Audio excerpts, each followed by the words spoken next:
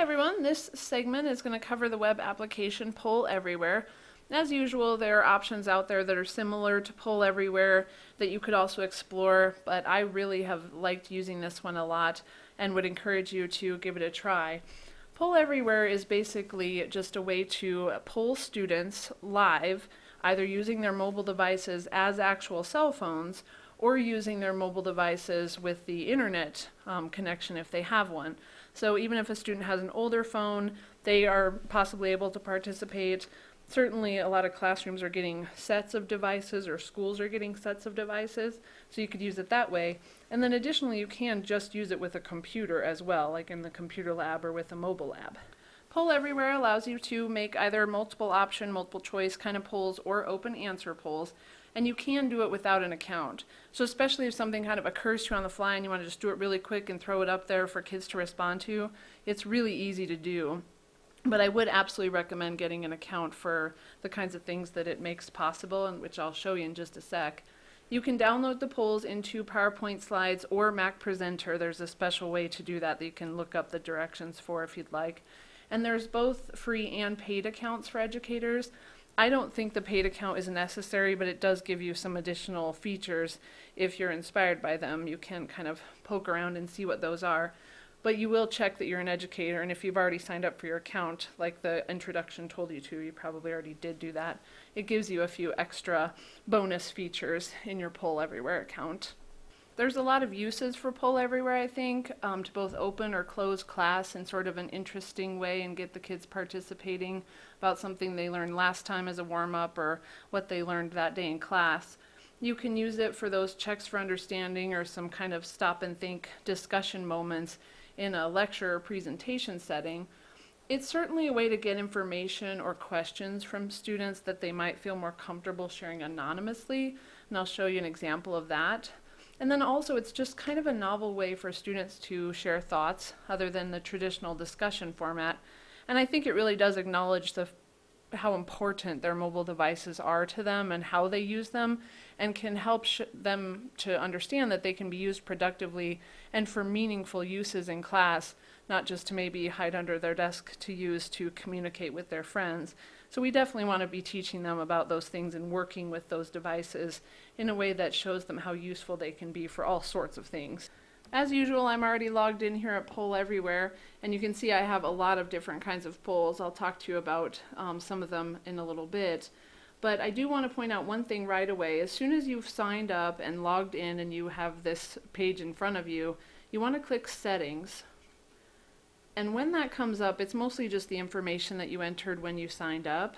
But there's this option right here that I would really encourage you to take advantage of. You want to make your own pollev.com page. And I was lucky enough, my teacher name was available when I signed up for mine. So it's really easy for students to navigate here.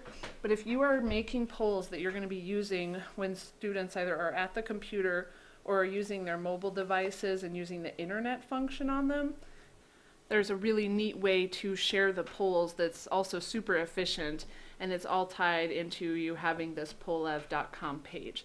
So you hopefully can think of a name that'll be easy for the students to go to and add that to your account. And then you want to set it for Mountain Time so that the times of responses are accurate. And then you just click Update Profile down here at the bottom. If we return to my polls page, I'll show you how to create a poll. It's very simple. You just click on the green Create button and you start typing your poll, and immediately the two options pop up. You can have an open-ended one where the students will just type their answers either, again, via text message or on the computer or the internet mobile device and submit it. Or you can do a multiple choice poll. There's some really neat options here. First, I do want to point out you can have a bunch of answers. I did a poll with the students, the freshmen coming into Loveland High School, about kind of their reading preferences and what genres they like to read in an effort to develop the collection to kind of fit some of their tastes. So I had probably 15 different choices of genres here, and once we took a little quiz on their reading personality, students responded and told me which one came up most often for them. So it was really useful information for me, and there were lots of choices for them to gravitate towards. The other thing that's really neat about this is that you can put an image in as your option instead. You can upload those right from your computer, from your hard drive if you want to, especially if you've taken the photos yourself. Or you can go out and find a Creative Commons image and find the URL. Those usually end in .jpg or .png. And if you need more help with that, you can certainly email me. But you find the actual URL to the image itself, and you can place it here, and then your poll has a question and some images that show up as the choices. So maybe it's, which of these is the best example of the golden ratio, or which of these paintings is from the Romantic era. Tons and tons of options for different things that you can use the multiple choice polls for. In the way of the open-ended polls, I think, again, you can use those to kind of get discussions started or have some brainstorming sessions about information the class already knows about something to kind of get at background knowledge. This is the kind of poll that you can use to get that more personal information sometimes. I did a poll in economics when we studied the recession and asked what effects it had had on the people in the room. And we got some really great responses that had to do with parents losing jobs, houses getting foreclosed on, people having some hard times. And I think the students felt more comfortable sharing those things when they didn't have to raise their hand and kind of be pointed out. And it was really good for the students to know that that was happening just right in their very own classroom. It wasn't something that was removed and just something we were learning about. So I do think that there's benefit to that. The poll responses are anonymous, and so certainly students will be students, kids will be kids. If you're asking an open-ended question, you will get some silly responses. I've never had anything that was offensive or mean-spirited or where I had to suddenly shut the whole thing down. That's never happened. But I'll absolutely get something where it's like, oh, hi, so-and-so from across the room. You can't tell who did it. It doesn't really matter. When the students see that other people are really engaging in this and using it as a way to really talk about something, usually it stops right away. But again, I've never had any significant problems, but it is, again, anonymous. The responses are anonymous. The paid accounts do have an option where students can have accounts of their own to where when they respond, you know who said what. But again, that's only in the paid version, and I don't think it's necessary. Once you've finished your poll and either made your multiple choice options or finished writing your question, either way, of course, you click Create. We're actually going to just cancel this one because I've already made one to show you, but it's just that easy to make one. You can add several polls at a time for them to be grouped together, and I'll briefly mention that as we close here. So if we click away from this and just go to this sample poll I've made to see what it looks like, this is my live poll, and this is kind of my administration screen, but I can also get to just my live poll and the responses from right here. So there's a few things we should point out. These are the options, the choices of the answers to the question. You can change how this is laid out up here in the settings. So if I want my chart to be a bar chart instead of a column, then it'll change them to where it's over here. You can also change the appearance of the instructions and the colors, or the appearance of the actual poll itself. I haven't played with this very much, but if you are wanting to make it more aesthetic for your purposes or preferences, you can do that. So that's what the gear is for. The chart here, these are just the directions for the poll. You can see we don't have any results yet. So if you want to put up a poll, have students respond and kind of wait till everybody's chimed in before you click the chart, then you'll wait to see the responses kind of all together rather than watching them appear live. So that's what that aspect is for. And then this is just where you go full screen. So as you're presenting or you're having a chat about something, doing an activity, and you have everyone pause because you're going to turn to a poll, you just put this up on full screen and turn your projector on, and then you're ready to show it to the students for them to respond. And you can see that all of your sort of editing kind of options disappear there. So that's how you would probably project it for the students to look at. And again, you can put it in PowerPoint, and I'll show you that here in just a minute, or Mac Presenter as well. The default is that the poll is already alive. This stop and start poll thing is used more often in live presentations with large groups, but you can certainly kind of test that out with your students if you'd like. But when you make a poll, it's already started and ready to go. And in my case, I've chosen two options for the ways that students can respond.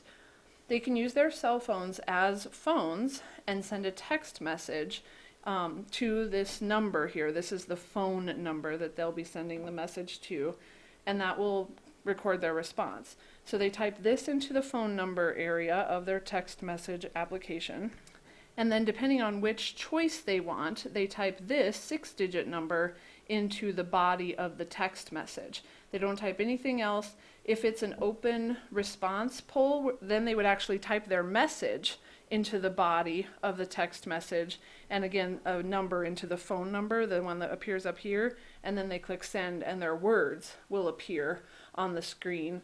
And then again, if it's multiple choice, they just type in the number that's the matching option for the answer they want. And they just click send and it will pop up right in the poll. I have found that most students have cell phones that have free text message plans. If students have forgotten their phone or don't have text messaging or aren't allowed to use it, students seem very willing to share with others if they have free messaging. I have free messaging on my own phone, so I have offered that and let students use it to be able to record their response. So I haven't had trouble with this. I know with younger students, you're probably going to be looking at using computers or devices, and so that's why this option is really great as well. And again, this works with any mobile device with internet or on a computer or laptop. So it could be a Kindle Fire or an iPod Touch. It doesn't have to have a phone capability if it's a little mobile device for this to work. And to submit responses this way, you just have students go to this web address and automatically, because you've added this option, so if you don't add this option, the directions will be a little different, but because you've added this option, automatically when you push this button over here, every student's screen, either on their mobile device or their computer or whatever, this poll is going to pop up just right away. And I am sitting here with my iPad beside me as I make this presentation. So as I pushed it out to the mobile devices, I was on my pollev.com/Miss Barrett. The options immediately popped up with the question. I chose an answer, and there it is coming in live. So it's really kind of a neat interface when you push it out to mobile devices, and then you can just as easily stop it. It'll disappear from the kids' screen once everybody has responded, so they can't keep typing, and then you move on with your class, and maybe when the next poll comes up, you just push the button and push that new one out, and it automatically appears on the student's screen. So I think this is a really neat option. The one limitation that Pollev kind of has on poll responses is that you can only have 40 responses per poll. So you're either going to want to clear the results between classes or copy your polls so that you have enough to do with each class, especially if you're in middle school or high school setting. So do keep that in mind, a limit of 40 responses per poll. Should be plenty to meet the needs of a single class, or again, you can just make 2 polls. And or if you have a larger class than 40. These, in the way of viewing, the live chart and the summary table are probably the only 2 you would use, and it's more likely going to be the live chart we're looking at now. And we've already discussed how people can respond. I've chosen text messages and web devices. You can certainly explore these 2 other options if you'd like, but I've found these to be very effective and plenty of options for students. In terms of the downloading as a PowerPoint or Mac Presenter file, it's pretty simple. You just click download as slide and it will download a presentation to your computer. When you open it in PowerPoint, it looks like this. There's several slides that have just directions on them. You can delete those or use them if you would like. And then there's always going to be this slide, or more than one if you've made it a group of polls together, that has an X on it. But if you look at this in presentation mode, it's your live poll waiting to get responses. So you are able to integrate these into the presentation software if you are interested in that, or that's something that you use regularly. So that's kind of a brief overview of the basics of Poll Everywhere.